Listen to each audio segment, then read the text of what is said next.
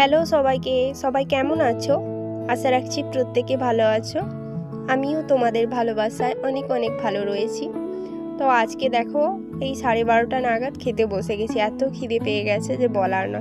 আমরা তো বাঙালি, ভাত ছাড়া কি আর চলে বলো তো? গতকাল ছিল মহাষ্টমীর ব্রত, তো কালকে সারা দিন সারা রাত ভাত খাওয়া হয় না। কালকে বাড়িতে লুচি তরকারি হয়েছিল, সেগুলো আমার ঠিকঠাক পছন্দের খাবার নয়। তার আগের দিন ছিল মহাসপ্তমী, সেই মহাসপ্তমীর দিন দুপুরবেলা লাস্ট ভাত খেয়েছিলাম। তো যাই হোক, আজকে বাড়িতে এই যে দুপুরে রান্নার মেনু কি হয়েছিল দেখো। পনিরের তরকারি আর পেঁপে দিয়ে মুসুরের ডাল হয়েছিল, সাথে ছিল আলু মাখা, শসা আর লেবু আর শাক ভাজাও ছিল। তো এটাই ছিল আজকে লাঞ্চের মেনু। আর কেমন হয়েছে তোমরা অবশ্যই কমেন্ট করে জানিও। ভিডিওটা এখানেই শেষ করছি, চলো টাটা।